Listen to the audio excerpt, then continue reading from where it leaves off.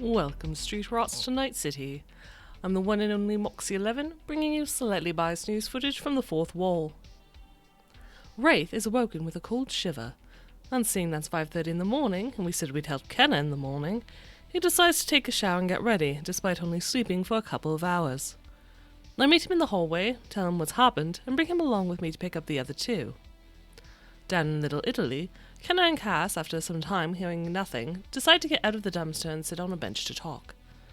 Kenna takes another look at Cass's injuries and asks him if Cass thinks his sister is alive.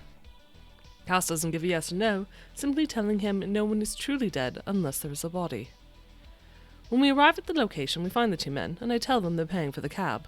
After all, it's their fault I had to take a cab in the first place. Kenna fucks over the Eddies, they get in the cab, and we head towards where they left the car. During the ride, the driver recognizes Wraith, and after some chatting gives us free fare as a fan. When we reach the car, the area is blocked off by police tape. A few investigators are on the scene, but any bodies have already been cleared away. The group splits up, Cass and Kenna taking a different route around the police, while Wraith and I get the car. Wraith does a surprisingly excellent job talking to the officer, getting us past the tape and successfully picking up the car without issue.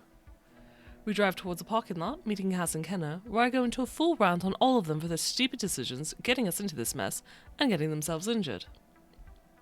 Somehow they convince me that since we're here, we might as well go take a look at the apartment. We plan a bit and decide it's not a good idea to have Kenna and Cass enter the building, given that they're covered in blood from their earlier fight. So the plan is to have Wraith pretend to be Kenna, while on an open connection with him, and enter the building with myself on an open call with Cass, who will be keeping a lookout with Kenna while we investigate. Inside, the apartment building reminds us both of Shady Acres, and I take note of the office and the man inside before leading Wraith to the stairwell to head to the third story. I ask him if he needs a hit of glass, but he says he can do this without one. Given how he spoke to the cop, I believe him, and we make our way to Ginny's apartment. Reaching it, the door was broken and just closed over. Inside, the place is disheveled, and after a quick search, we learn there's no one inside. There is still the balcony, so I tell Cass and Kenna to check it out, see if someone's standing on it, while Wraith and I go through the place looking for clues. In the bathroom, I find a bottle with yellow tablets and 4 inhalers marked Boost. Wraith had to force open the bedroom door, inside of which is Rico's leather jacket, a tech bag, and when he searches under the bed, finds a manila envelope with over $4,000 inside. While we search the rest of the rooms, Cass and Kenna are making their way to the back, and in the alley, a guy notices their attire and starts to move hastily the other way.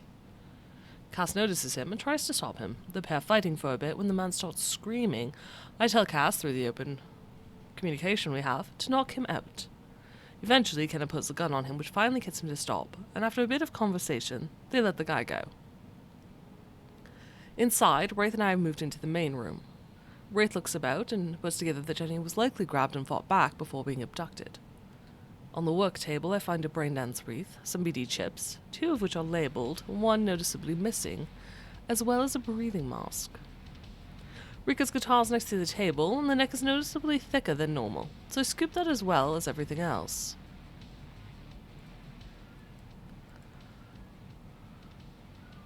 Writing the sofa finds us the missing BD chip.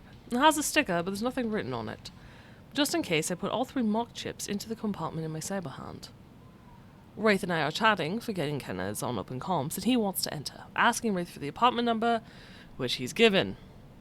I remind them they're in blood-stained clothing, his sister isn't here, and to wait outside, but instead he strips down into his boxes and walks to the building as though he needs to do laundry.